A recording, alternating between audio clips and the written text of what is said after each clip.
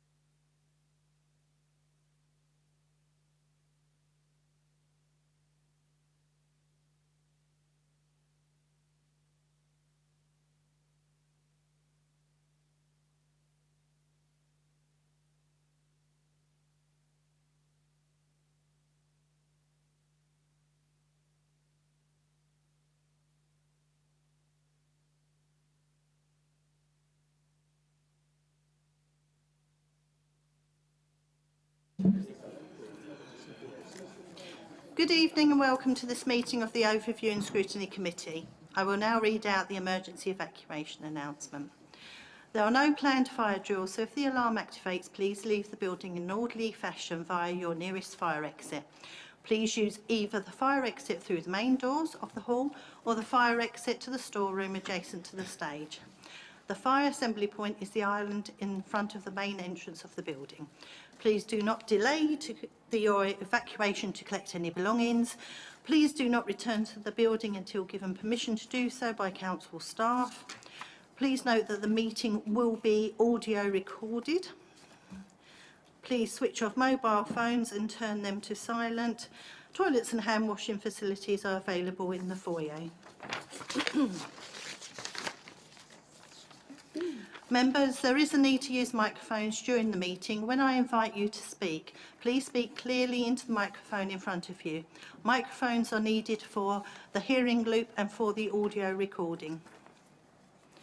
Members, voting will be done on a show of hands in line with the Constitution. I will ask for a show of hands for, then against, recommendations, and will also ask for a show of hands for those wishing to abstain from voting. So members, agenda item number 1, apologies for absence. Members, we have received apologies for absence from Councillor Mrs Jane Page, Councillor Gary Myers and Councillor James Goodin and Councillor Councillor Mrs Gadsden. Members, are there any other apologies of absence? Nobody is indicating. Thank you, members. Agenda item number 2, substitute members. Councillor Daniel FD for Councillor Mrs Gadsden, Councillor Richard Linden for Councillor Mrs Sarah Jane Page. Any other substitutes? No, that's fine. Agenda item number 3, non-members attending. Members, I would like to welcome Councillor Lisa Newport attending tonight's meeting, also Councillor Mrs Goodin. I would also like to welcome Acting Chief Inspector Mr David Keeley. Agenda item 4, minutes of the meeting held on the 2nd of November 2023. Members, are the minutes agreed? Agreed, thank you. Agenda item 5, to receive declarations of interest. Are there any members? Please raise your hands if there are. Nobody is indicating. Thank you, members. I would like to now move from the chair to bring the CSP item to the top of the agenda, to the first item. Can I ask for a seconder for that proposal, please? Thank you very much, Councillor Mrs Belton. And can I ask for a vote, please, members?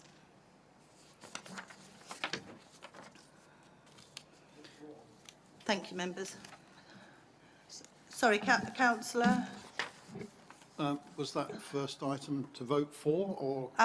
It's to move the second item, the CSP, to the top of the agenda. My only thoughts really are that Chief Inspector David Keeley can then leave the meeting rather than take up his valuable time. Yeah, that's fine. I just wondered whether the first vote was for, as it normally is. Yes, yeah. Right. Are there any members I didn't get a chance. against? No, thank you. Any members abstaining? No, thank you. Right. Bear with me. So agenda item number 7 is now the first item on our agenda. I will now invite the Executive Lead Member for Communities and Health, Councillor Lisa Newport, to introduce this report. Thank you, Chair. Community Safety Partnership. This report updates the committee on the delivery of the joint Castle Point and Rochford District Community Safety Partnership priorities and actions. Each year, the joint community partnership provides an update with the statutory duty. Report. I've lost my place. Each year, the Joint Community Safety Partnership provides an update report to the committee on its work for the year, in line with the statutory duty under Section 6 of the Crime and Disorder Act 1998. The Community Safety Partnership produces the implements and partnership plan for reducing crime and antisocial behaviour. The budget for 23-24 is allocated as detailed in the report, and the partnership are pulling together the strategic assessment and risk matrix with the annual report and partnership plan due in March next year. Crime figures included in report are showing reduction in antisocial behaviour and hate crime. Unfortunately, Jonathan Woodhams, the Corporate Manager for Community Safety, cannot be at this meeting tonight, but we do have Steve Summers, the Strategic Director, and Inspector David Keeley here to respond to any questions that you may have. Thank you. So, members, you've got the report there, item 7, the Community Safety Partnership Report. Members, would you like to indicate if you would like to ask any questions to our officer, the lead member, or Chief Inspector David Keeley? Councillor Mrs Belton. Thank you. This is probably to the Chief Inspector, but it may cross over. Item 1.3 within the report highlights 5 main areas of attention, essentially. Item 3 is antisocial behaviour. Item 5 is hate crime. We've had a lot of issues across certainly Hockley and Rayleigh in recent months with graffiti specifically, racist graffiti, but lots of antisocial behaviours and so on. Item 6 of the report refers to the partnerships and the authorities that you speak to, including local authorities and county councils. So my first question is really, does that include parish and town councils to ensure that we're picking up all the relevant information so that the statistics are suitably collected and that we're not duplicating resources and information? Yes. It does? It does. Okay. And what are we doing to ensure, if I may just follow on from that question, what are we doing to ensure that all of these crimes are reported? Because the statistics state that they're coming down, which is fantastic, but our probably our observations are that that's possibly not the case, and it may be that some of these crimes are not being reported through the correct channels because people don't like to waste police time. Is there anything more that we can do to encourage residents and encourage our parish councils as well? I don't think so. No, I think we're trying to. We do a lot of community meetings. We try and engage with as many people as possible. certainly with the Haradi community, we've got really good engagement with them. There was a massive underreporting from them in the past. And now, whilst they're not always supportive of going forward, they will report things to us. So I think it has improved in those areas, but it's just trying to increase the confidence of people to try and get them to speak with us and tell us what's going on, and that we certainly do as much as we can within the community to have those engagement events, get into the schools, and try to encourage that, and that's part of our messaging that we put out. Okay, thank you. Thank you, Chair. Thank you. Councillor Lambourne, please. Yeah, sorry. I guess this question is really for the officers. In 1.4, we state that we get a grant of £12,300, and then you list various projects that money goes towards. Is there any way that we can have a breakdown of what is spent on each individual item? And I believe we've had the same grant for several years. Is there any information going backwards on each year how much has been spent? Thank you. I think our officer, Mr Summers, will answer that one. Thank you, Chair. Yeah, we can certainly look into that and provide that back to the committee in terms of how it's actually broken down in terms of detail, and we can circulate that round to everybody. Thank you. Is that okay? Thank you very much. Councillor Milne, please. Yeah, this question would probably be for Councillor Newport, but obviously we can, the others can chip in. It's about the statutory membership of the Community Safety Partnership. When I was an observer on it, when I was in Rayleigh Town Council as chairman, or on a committee, we were invited in, but we didn't have a vote on it. So the parishes didn't have a vote on the Community Safety Partnership, but the districts do. Regarding the statutory members, is there any figures of any of the, do all the statutory partners attend every meeting? I know the police do, because they're absolutely key to it. Do we get, I don't know, one of the larger organisations being missing from time to time? Is that in the minutes? Do they all attend, NHS and the rest of them? Thank you. Are there any information on that? Councillor Mrs Newport. I can answer part of it for you, Councillor Milne. Rayleigh Town Council do have an invite to each meeting, and I was just advised that they don't take up the seat. They don't attend. With regards to the other part of the question, I'll pass you over to Steve, who will hopefully be able to answer you. Yeah, so in terms of the statutory partners, they, as you say, they are statutory, they are all invited. What we'd have to do is we'd have to go back and look through the minutes to answer your query around who attends and who doesn't attend. I think the report actually does refer to us sort of refreshing the partnership, because obviously it's with Castle Point, and we held a workshop meeting in November where we're trying to encourage people to come, and I think as part of that we will do that. But again, I can dig into that information and circulate around to members so they're aware. Yeah, that's what I really just wanted to ask, because I know the police do tremendous programmes in Essex through the commissioners of the Police and Crime Commission. There's always a project running. There's always got money for that. It's just that when you've got other key players, and I particularly remember in the Met, we had instances of NHS assault figures rising, but the crime figures were going down for that crime type. And there was something not happening there, and it was probably to do with crime reporting, which is an earlier question. And because that's the perception of the public, that kind of thing. Anyway, thank you. Thank you. Just on the back of that, please, Mr Summers, could we have a report on the statutory partners that do not attend? For example, notoriously, unfortunately, the NHS were quite often absent, and yet they can play a big role in the partnership. Thank you. Councillor FD. Thank you, Chairman. It's just a clarification when Councillor Newport gave her opening statements. Did she say, I think I might have misheard, but she said the hate crime decreased? It actually has increased, according to the report. Shows a reduction of Page 7.2, right at the top.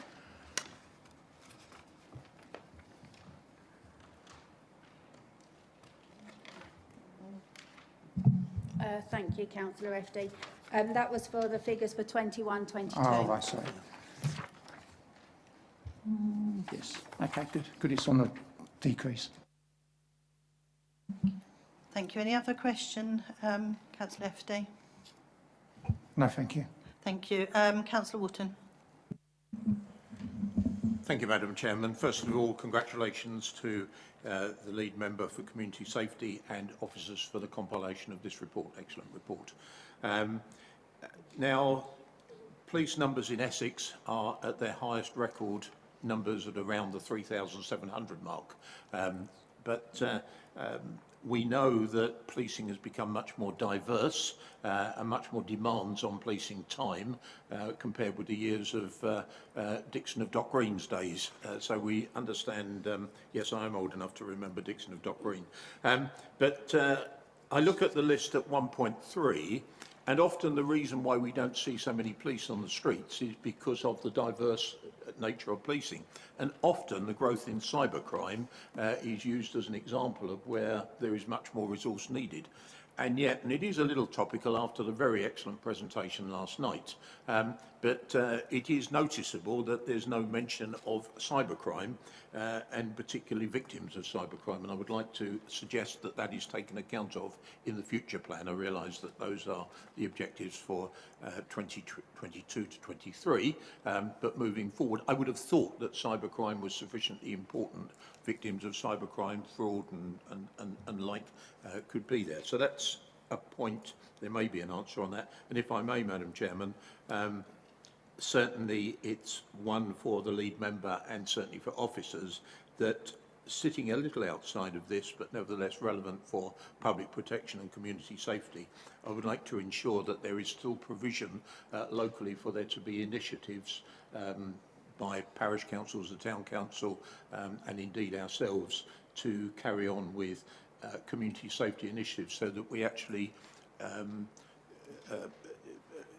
devolve responsibility to all levels of local government. If they identify they want an additional light, floodlight or something, that there is money in the pot to be able to provide that under the Community Safety Fund.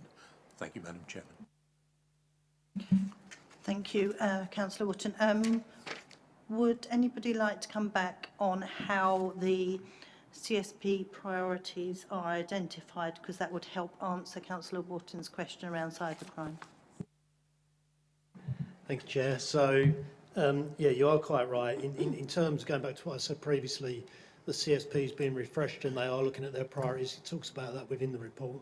And I think going forwards, that's the priorities are based on the stats that provide, as you've seen within the report. But there's no reason why when we go back to the next CSP working group, we can mention that as cybercrime and see if they're interested in taking that forward. Normally what happens, and I think it's in here about prevent, response, promote, whereby below that would sit a load of categories. But again, I will take that back and then feed it back to the members of the committee. Thank you. Councillor Mrs Mason. Thank you, Chair. I'd like to follow up slightly with a slight variation on comments that have been made by Councillor Burton. And I'd also like to echo what Councillor Wotton said about the report. I think it's an excellent report and it's nice to see such a comprehensive one. What concerns me slightly, and this is addressed to the Acting Chief Inspector, is there's an apparent reduction in crime, which we have touched on. But what we used to be advised, and if you can correct me if this has now changed, that the level of policing was perhaps not in direct correlation, but certainly in correlation to some degree on the amount of crime reported. So I'm assuming that is still to some degree correct. But what the issues that I have found and I've heard is the difficulty and the time taken in reporting crimes. Also, residents have commented that when they are reporting a crime, they're not necessarily being given a crime reference number. And I'm talking about low-level crime here, but low-level crime can obviously escalate, and low-level crime, to my mind, needs to be addressed to prevent escalation. So what I would like to ask you is, what methods of reporting do you have? How do you determine whether or not to give a crime reference number? And what can you do to encourage residents to report crimes? Because I appreciate that you're going into schools, but from what we're reading and what we're hearing sometimes don't match up. So I think the level of reporting needs to be addressed, and I don't know how you're going to do that, so I'd like to hear. Thank you. We have a whole contact management command, so it's not down to the local areas. We have a single online home system, so you can do it online and report, and it goes into a contact centre who then sift the information and figure out, is there a crime, isn't there a crime? If we think there's a crime, we have to. We have like a whole national crime recording standards, and they audit every single one that comes in, every single job that comes in, to make sure that if there's anywhere on there that we might have missed where something should have been a crime, it gets crimed. So it's better than it's ever been, in my opinion. But obviously it's all quite new. It's all quite moving with technology, and it's taken some bedding in, I think is a good way to put it. However, they are going through a massive restructure to try and make it even better, to try and get our incident lists down and to sift what's important, what's not, and get things crimed quicker to stop those delays, because there are delays and they know it's not right, and they're working really, really hard to get it right. But I mean, I'm talking for a command that I have absolutely nothing to do with, other than they tell me where to go and what to allocate to my staff. So. Thank you. If I can just come back, Madam Chairman. So if the report is identified as comprising a crime, will a crime reference number be given to that report, and will it be communicated to the person that's reporting it? Yes, they automatically fire off a letter and an email, and it's like it's an automated system, and it sends a letter saying this is your crime reference number, and they will get that. May I suggest that perhaps a simple, we've got online and we've got telephone, which is not brilliant, perhaps a simple publicity thing that we can perhaps through the council consider publicising for you.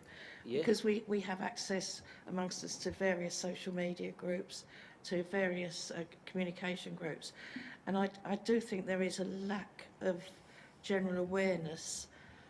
And certainly when it comes to telephone, the time taken is relatively excessive. And I think that's why some aren't reported to yourself. They're just No, I do reported get that. generally. And we do try and steer people away from the phones now to the new single online home system for that very reason, because people were getting so frustrated with it. But I do think our messaging, we do put it out on all our messaging to try and make, but our reach is limited, isn't it? So I do think support from partners around that messaging would be greatly appreciated. I'm sure Councillor Newport would assist in getting Absolutely. messages out, and I'm sure we would, but online, yes, telephone, not so good, but we've got quite a lot of elderly people who perhaps aren't familiar with the online reporting system, so perhaps even the old-fashioned letter might come in handy. I don't know, but I'd like that to be explored so that the elderly or less technical able of our residents aren't excluded from reporting in a timely fashion. The letter is an automatically generated. Well, I don't think that's well known, but thank you for coming back. Thank you, Councillor Mrs Mason. Councillor Sperring. Thank you, Chairman. Again, for Acting Chief Inspector, along the similar lines to Councillor Mrs Mason, while it's encouraging that people are reporting more, in my experience, there is still a complete lack of any comeback as to what people have reported on occasions. I've been on the pointed end of this on several occasions, particularly in relation to drug-related issues. I've chased up 3 weeks later, 6 weeks later, nothing. It was quite a serious issue. But I think people get disheartened, and in the end, they'll end up just saying, well, there's no point. I'm not saying you didn't do anything, but it would have just been nice to say, thanks for the information. You know, we're acting on it. Even as simple as that, or just an email to say, your information has been noted. We are dealing with it. Thank you. No, I agree. And every time something is reported, we put something called a PIR on, which is a police information report, and they are then gathered. And the more we get of those, we can then get warrants, and then we can do warrants on addresses. And that's how we operate now. That's how all our warrants are generated. So they are hugely important. And I'll feed that back to Contact Management Command that if you're reporting stuff, then we should be saying thanks and letting you know that we are doing something with it, because a crime reference number would be generated in a letter for an actual crime, but for intelligence, an intelligence report is generated. But you won't always get told what's going on with that because of the nature of what we're planning on doing with it. But you should still get something to acknowledge, I feel. But I'll feed that back. Thank you very much. Thank you. Councillor Booth. Thank you, Madam Chairman. I'd just like to go to 7.3, the paragraph right at the top of that page. Training on hidden harms provided to all taxi and private hire drivers. All taxi licence holders have improved awareness. I was just wondering what's the evidence for making such a statement and how is that measured?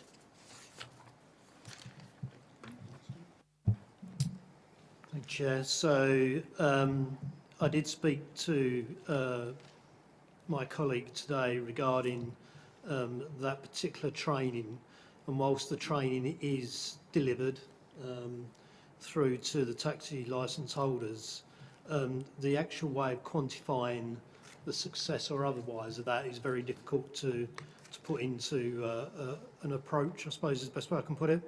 So the trouble is that whilst that training's given, there's no recognised method of understanding how the outcomes of that may be. Yes, of course you can. Yep. Thank you, Madam Chairman. Just wondering if there could be some self-evaluation after the training that measures the taxi driver's knowledge before the hour, 2 hours training, and their knowledge after 2 hours of training. That would provide some at least hard data to reassure us it's just not a statement plucked from the air.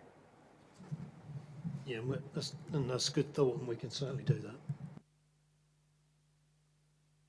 that. I have another question, I'm told, Madam Chair. I can see your bit of paper. Right, okay, thank you. So just wondering then, obviously this is very important to our local residents. It's the one thing that they do talk to us about as councillors, especially all those outside bodies we're on. I think it's one of the most prominent ones that there is for us to attend. So I'm just wondering, how do members of the council receive information about this, and how are reports circulated?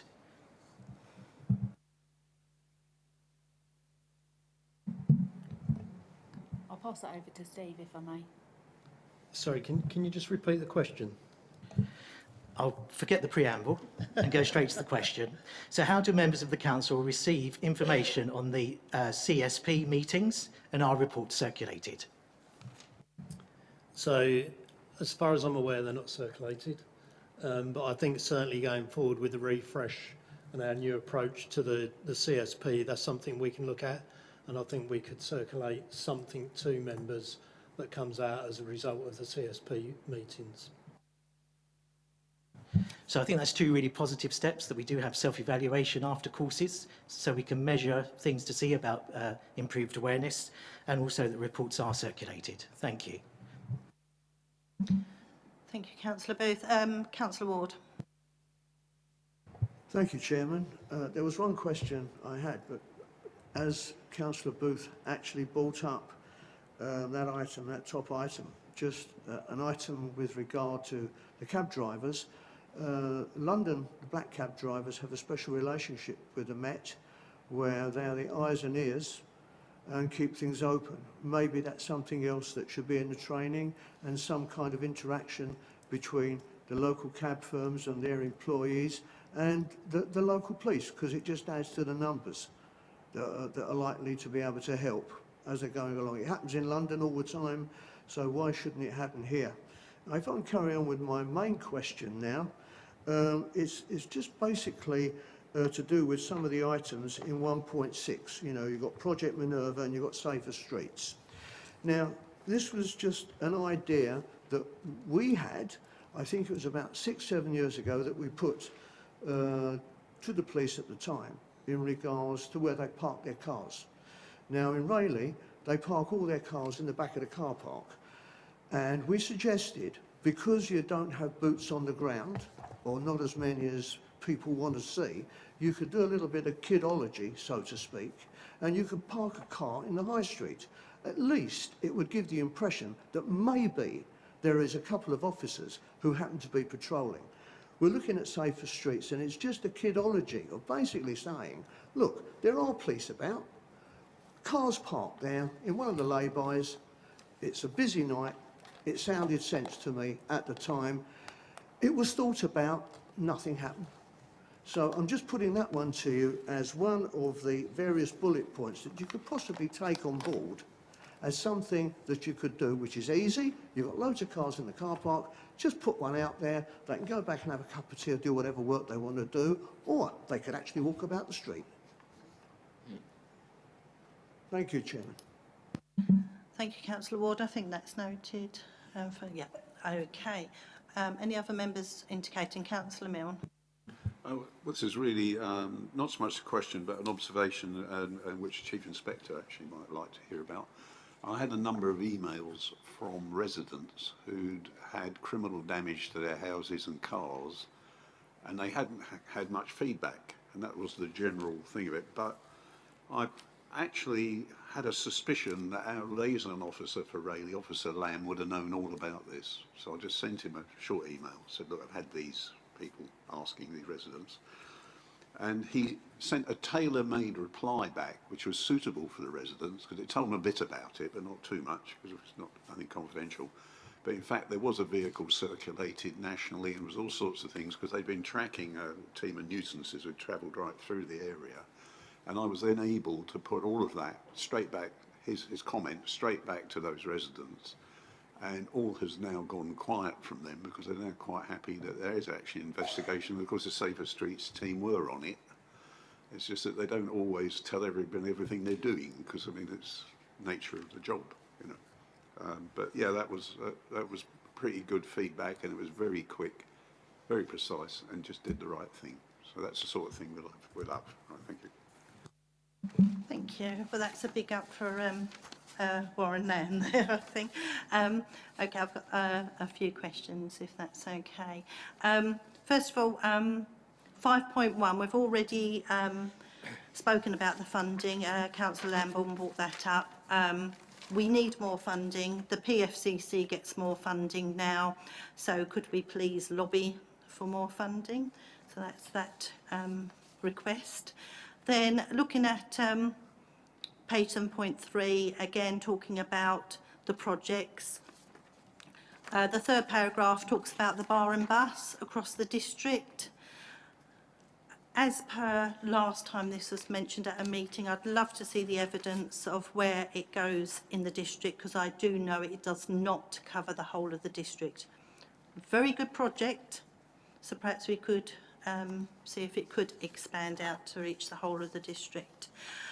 Also, with regard to the taxi marshals, bearing in mind the funding that we have at the moment is less than 13,000 for the whole of the district, I'd like to see or have it investigated how our nighttime economy could actually support this project in some shape or form, even if it was only match funding from where this is targeted. And Project Minerva. It would be interesting to know which pubs, bars and clubs aren't involved, only because then we as ward councillors, if there's any within our areas, we could actually have a chat with them, perhaps get them on board, get them involved in this. I think that is all of my questions. Councillor Cross, you've got a question. Thank you, Madam Chairman. Yes, question to the Acting Deputy Chief Inspector. Now that we have CCTV after many years of waiting for it in Rayleigh, how is that, or how is the monitoring of that communicated to the local feet on the street? Is there a rapid response team to act upon things that are spotted on CCTV? We've got a town centre team which is based within the community policing team. We share. Sorry. We've got a community. Oh, okay. We've got a town centre team which is based within our community policing team. They deal with a lot of the stuff within the town, and equally you've got Raleigh Police Station in the High Street. And if a LPT officer is available to go out to anything that's seen, they'll go straight out to it. We've got a radio that I helped get set up inside Brentwood offices where it is monitored, and they can go straight onto our radio channel and tell us what's going on live, and it's going to improve detection and prosecution, I would suggest, because we had a massive problem with CCTV, and we've got really good clear photos and footage now, as you've probably seen, so it's really positive. Thank you. That's very reassuring. Thank you. Thank you. Any final questions? So just to summarise, thank you so much again. Members have already mentioned a nice, concise report. Thank you, Councillor Mrs Newport, for coming along this evening, and Mr Sumners, especially you, Chief Inspector David Keeley. Please do go away. You've had the offers of help here. We are willing to, not only just as a council, but as individual members. If there is anything we can do, please just ask. Thank you. Thank you. Thank you for the hospitality and switch around of the agenda as well. Appreciate it. I've made one person unhappy though, because he's been here longer. Thank you very much. I know that you'd like to make a move. Thank you.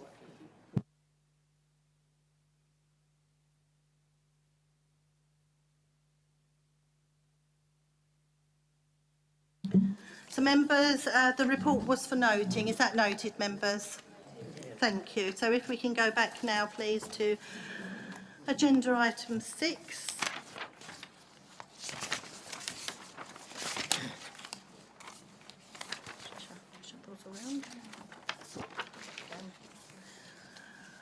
I will now invite Tim Willis to give a very brief overview because the report is in front of you.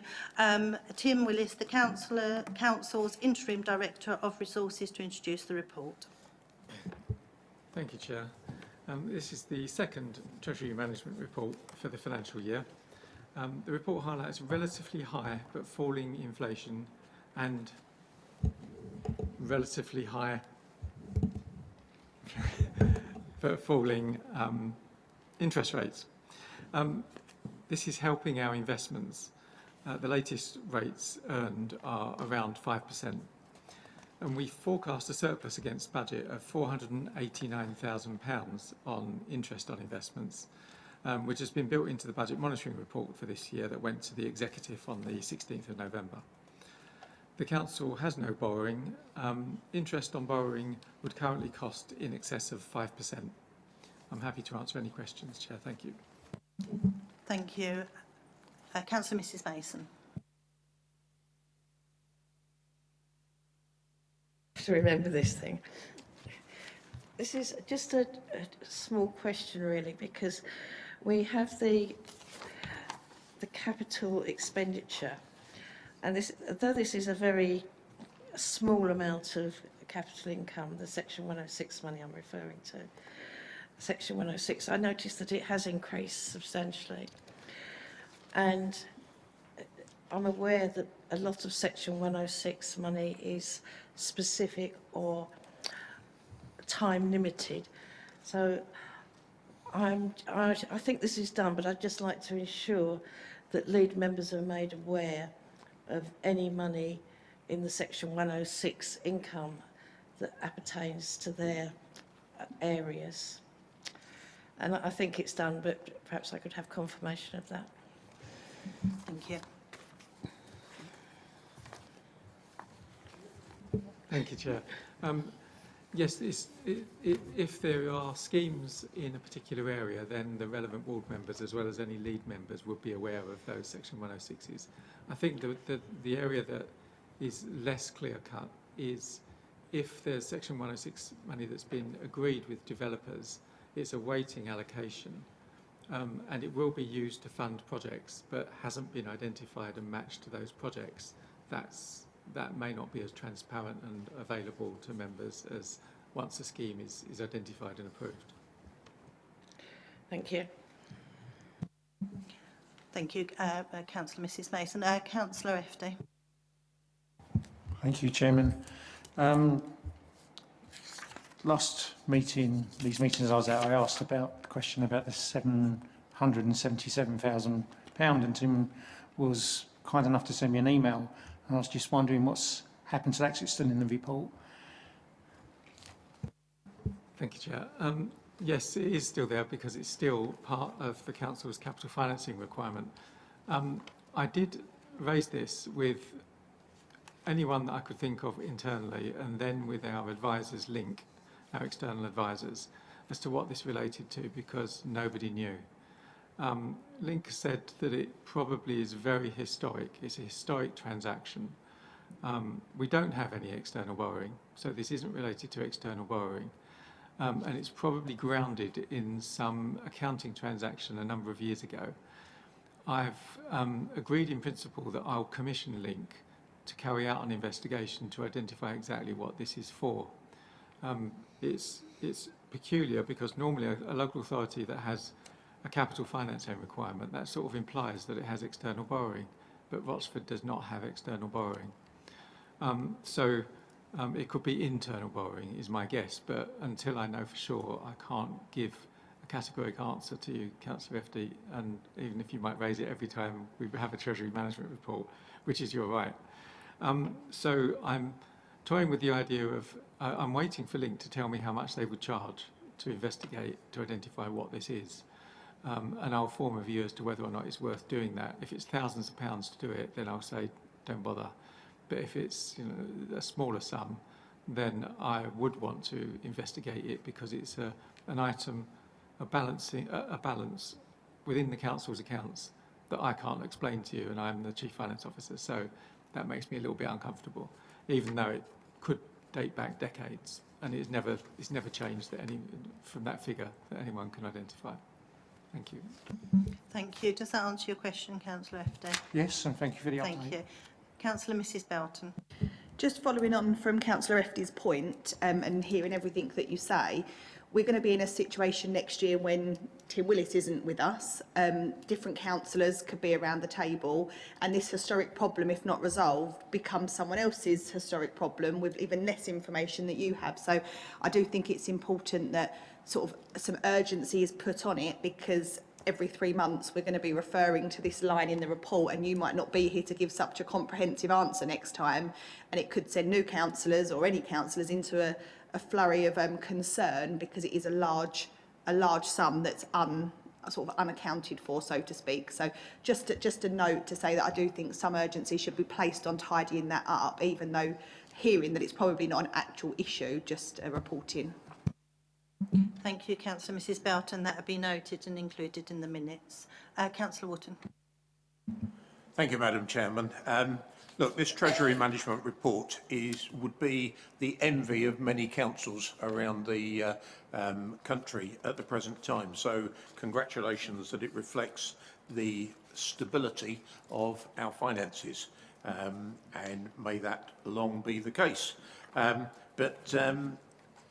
Certainly on one side we've got fortuitous increase in interest returns. That's good news, but of course the council is subject on the other side of the equation to inflation and all the things that brings. Particularly on 3.1, I note on the fourth bullet point, absolutely correct, that is the latest figure which is published through the G7, and I accept that's August, but I do think when this report goes to full council, it would be helpful to have an up-to-date inflation figure, and we're talking the figures for October have now been published, 4.7%. So the fifth bullet point could be updated with the up-to-date figure, and it may even be by the time, actually it won't be by the time of the publication of the council agenda, but certainly I was thinking the G7 may have even updated their figures from August, but certainly it would be quite nice to see an updated bullet point there. Thank you. Thank you, Councillor Wotton. I don't think that will be possible, as we are voting on this one tonight to go to full council next week. Am I correct in that? Thank you very much. Thank you. Any other members indicating?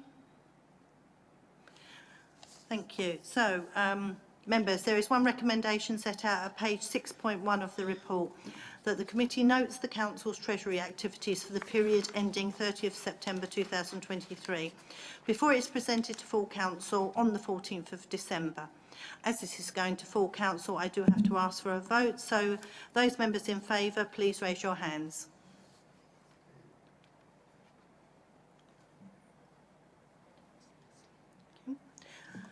Thank you. Those members against, please raise your hands.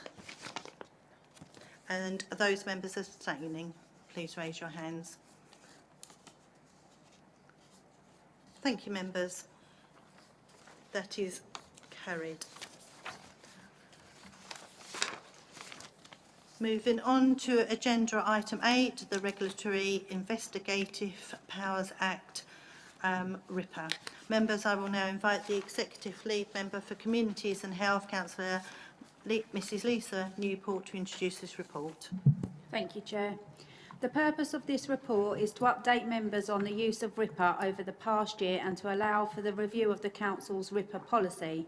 Members will note that there has been nil use of RIPA in the last year and that the RIPA policy has been reviewed, and there are no amendments to consider other than a change of officers which have been reflected and amended accordingly. Thank you, Councillor Mrs Newport. Members, are there any questions? Councillor Milne. Well, this one comes up most years because we haven't used RIPA for years. Basically, can anyone give an indication of an example where it might actually be used by the council? Thank you. There's a good reason why it doesn't get used very much or at all. You're quite right, Councillor. My experience of where it has been used in the past, where I've worked at different authorities, is normally around fraud. So if there's fraud cases where the normal information can't be provided in an open, transparent way, then RIPA may be used. But it's very, very rare, you're right. Right, thank you. Thank you. Are there any other questions, members? No, there isn't. So this is just for noting. So, members, this is just for noting. Is that noted, members? Thank you. Thank you, Councillor Mrs Newport.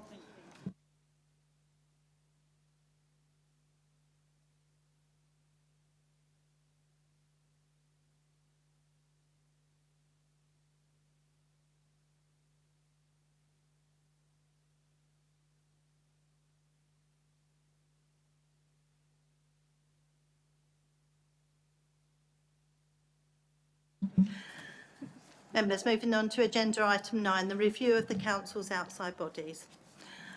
So, members, a brief update report has been provided detailing the progress to date on the review of the outside bodies.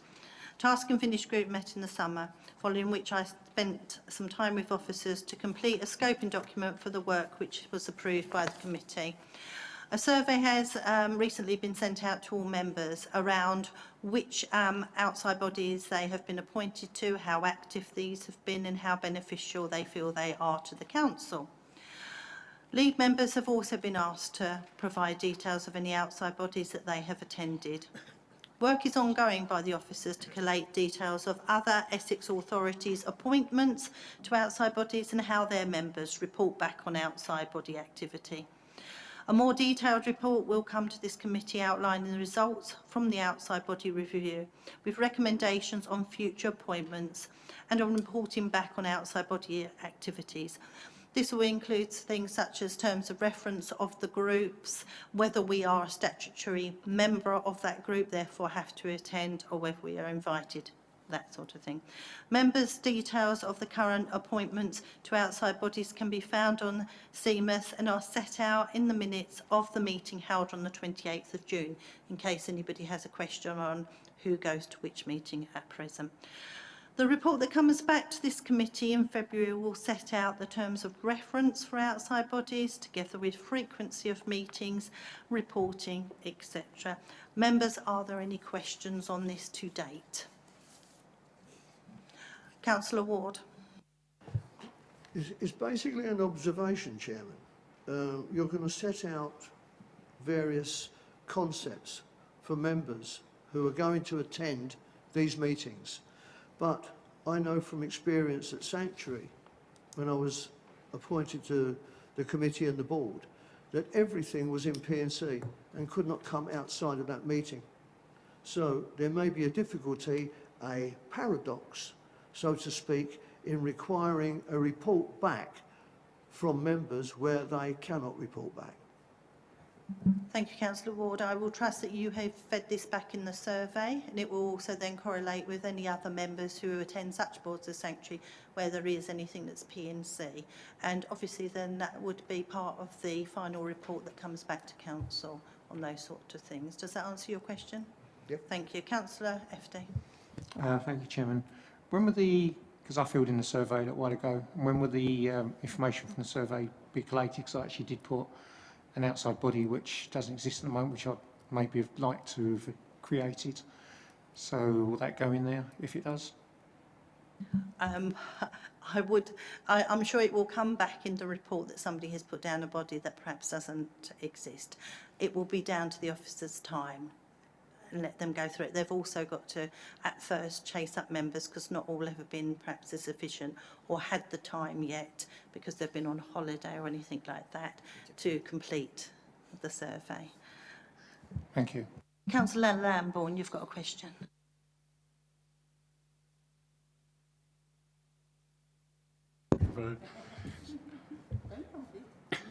In the list of things that you say will come back in the report in February, can it be also split so that we see which bodies we've actually got voting rights and management rights on, rather than, which wasn't one of the things that you listed? That sort of information will be in the terms of reference for each of the groups that come back, and then there'll be an overarching, I believe, terms of reference for us, for the groups. Yes, yeah, they'll be appended to it.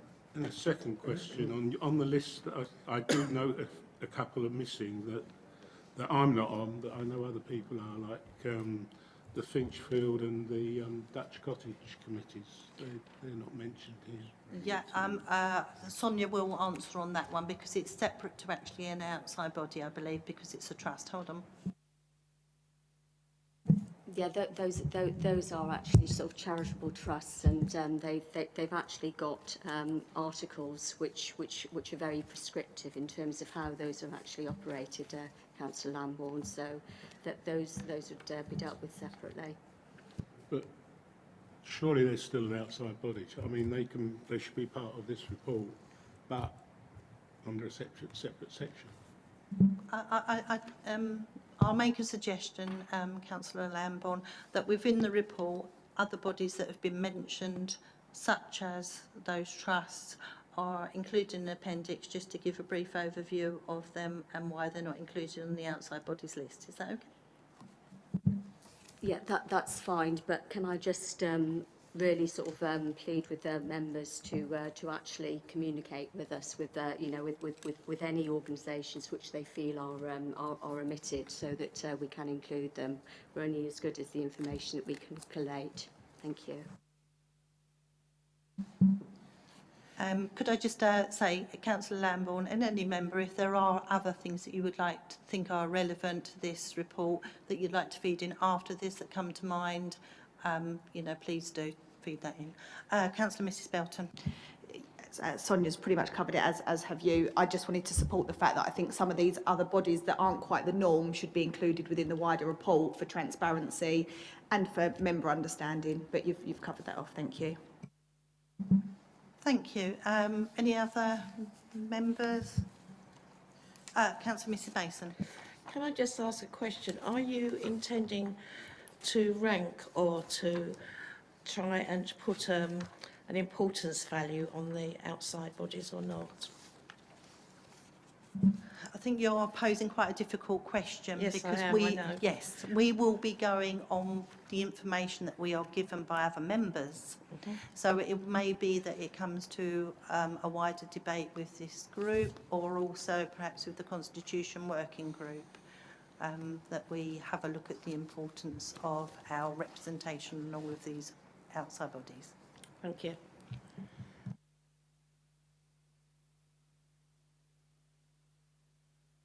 Councillor Cross. Thank you, Madam Chairman. Yes, I have been on holiday and I missed that I haven't completed this survey, but I'm pleased to say that I have attended 0 as substitute for Councillor Wotton. Thank you. Okay, members, thank you. So that is literally just an update for noting. If we move swiftly on to agenda item number 10, it's the key decisions document. If I go through it page by page, if anybody has anything to raise, please say. So page 1 is literally just the overview. Page 2, has any member please indicate if you would like to raise anything on page 2. Councillor Mrs Mason.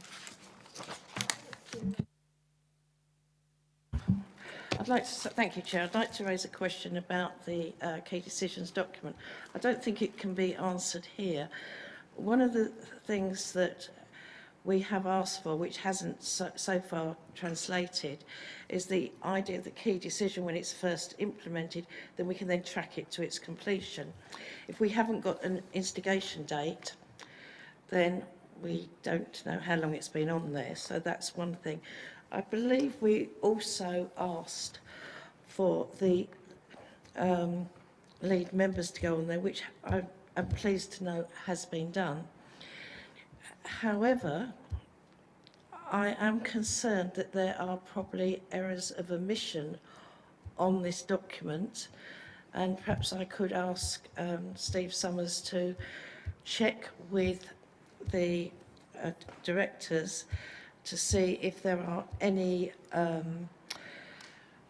items that should be included. Thank you, Councillor Mrs Mason. Mr Summers, could you follow up on that, please, and perhaps report back at the next meeting? Certainly can do. Thank you. Councillor Sperrin. Thank you, Chairman. Thank you, Chairman. Getting a little bit confused, Chairman, because I see back on the key decisions document, the skate park has now been reinstated in Clements Hall, whereas a few weeks ago it was missed off or wasn't being actioned. Perhaps we need some clarification as to where we actually stand on this skate park. Thank you, Chairman. Thank you, Councillor Sperrin. I don't know if our officer is able to respond to that one tonight. Certainly, if Councillor Mrs Mason wants to respond. Yeah, I'm quite happy to do so because I'm aware of this. The Holbridge and Rayleigh Leisure Centres are progressing, but the Clements Hall, we are waiting for further information. So, because they've all been left on there, perhaps it should be split, if that would help. Thank you. So, just for clarity, where in the whole of the district are skateboard parks going to be positioned across the whole of the district? I believe it's in the Holbridge playing fields, or for want of another description, and at the Rayleigh Leisure Centre. Those are the two that have been determined. Clements Hall, there is an issue because the original location was altered and we're having to look at noise disturbance. So when there's a report back on that, then we will know whether it proceeds or how it proceeds. Thank you. Whoever is leading on this report, perhaps they could also advise regarding the south of the district. Is there news on skate parks in that area? This is something that was carried over from the previous administration, so it's not something that's been instigated from this administration, and we're trying to make sure that things that are outstanding are completed as far as possible. So you'll appreciate I can't answer that question, but as far as I know, these are the only three that were considered. Thank you. Thank you. I think Councillor Belton, did you have a question? Thank you. Yeah, I have a question on this one and then a question on the next, so I'll wait for the next one if that's okay. If I'm not mistaken, and it refers back to earlier points, these skate parks are as a result of Section 106 funding. Now, so that's why the areas are where the areas are, because they're all related to specific projects around the district, development projects. the concern is, what is the deadline for the Clements Hall skate park? Because the original siting, the minutes stated that that was approved and that the siting was okay. So I understand that there's now a change in that that's being reviewed, but deadlines and so on, and I think it's important that that is... It is important, but I think we're all going down this rabbit hole, which is separate to just, you know, the key questions that we need to raise on this key decisions document. Madam Chairman, I can answer that if it helps. Okay, I'm happy to allow The that. Section 106 timing has been extended, I believe. But you could check with the Director. I'm sure Marcus Hodson will advise you accordingly. Thank you. I think that's very helpful. Thank you very much, Councillor Mrs Mason. Councillor Efty. Are you happy now, Chairman? A question was answered by Councillor Bilton. Thank you. Any other questions on the key decisions document? Thank you very much. Okay. Agenda item 11, the work plan. Sorry.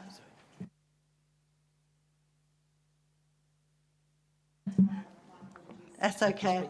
I was doing it by pages, but please pop your microphone on. What's your question? Regarding the development of 3G pitches, two questions. Again, this is a Section 106 project that had been determined. Now, referring back to the planning meeting of recent, a week or two ago, Councillor Hoy referred to a statement that's being drafted by the Climate Emergency Committee. I don't believe that's actually started yet. And again, I just wonder, timings, we don't want to lose Section 106 money. Members have all made the point quite clear tonight and previously that it's vital that we spend it rather than lose it. So I just want to understand what's happening with this item, because based on the planning meeting, it looks like it can't progress. So is there going to be an alteration to the Section 106 money to ensure we don't lose it? Thank you, Councillor. Mrs Belton, I can see our officer gainly writing all this down, so I am sure that he will come back with some responses for us at the next meeting, if that's okay with the committee. Thank you. Are there any other questions on the work, on the key decisions document before we move on to the work plan? Thank you, members. So, agenda item 11, the work plan. Member, are there any questions on the work plan?